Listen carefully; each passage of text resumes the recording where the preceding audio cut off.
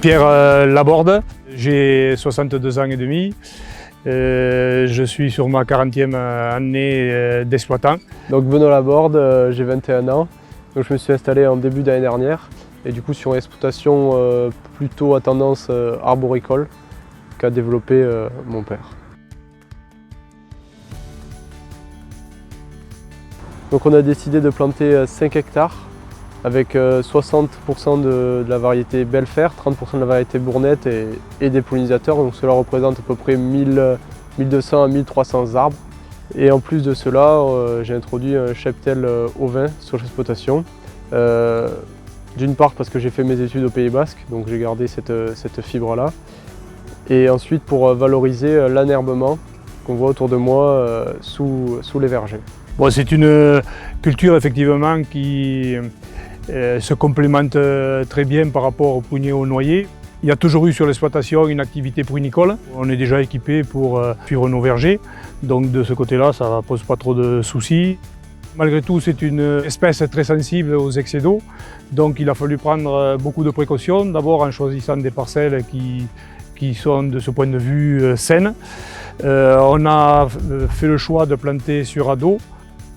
Nous avons travaillé surtout sur les couverts végétaux de façon, avant plantation, d'essayer d'apporter un maximum de matière sèche, de travailler donc la vie biologique de notre sol. Ça, nous y sommes particulièrement attachés.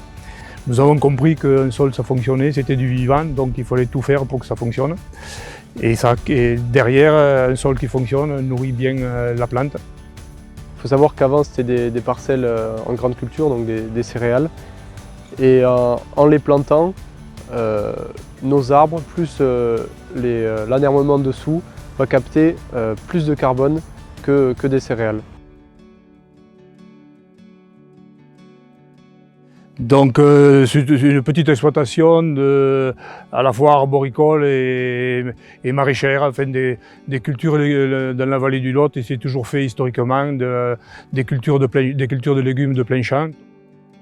Nous avons une douzaine d'hectares de noyers, 6 hectares de pruniers d'Ante, des céréales sur une vingtaine d'hectares, des prairies. Et puis est arrivée donc la fin de la politique agricole commune, où les prix n'étaient plus garantis et où il a fallu penser à diversifier et s'orienter différemment. Et donc on a voulu développer la châtaigne, donc avec Terre du Sud. L'objectif c'est de diversifier notre exploitation. Aujourd'hui les cours sont très volatiles. On se retrouve d'une année sur l'autre avec des extrêmes. Le but c'est d'asseoir durablement la pérennité de l'exploitation. En ce qui concerne l'année prochaine, donc, nous allons développer et continuer sur notre lancée de cette année, donc en développant le verger de châtaignier avec 3 hectares supplémentaires. En plus de ça, nous développons également le verger de pruniers d'Ante. Et nous innovons avec un verger de prunes de table d'Atil.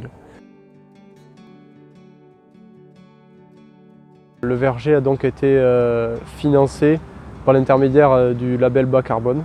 Chose qui pour nous est une découverte, puisque ce phénomène-là vient juste de démarrer. Donc nous sommes agréablement surpris d'avoir pu déposer un dossier et de pouvoir le voir aboutir avec la société Carbonam. Sachant que c'est une aide conséquente, car sur un verger, le retour sur investissement est relativement long. On parle de 8 à 10 ans. Donc c'est un coup de pouce assez formidable. Au-delà du fait que les arbres captent du carbone et luttent contre le réchauffement climatique, il faut savoir que notre vocation première est de nourrir les Français. Et c'est d'ailleurs ce qui nous rend fiers quand le consommateur français apprécie les fruits et légumes de nos productions, nous paysans.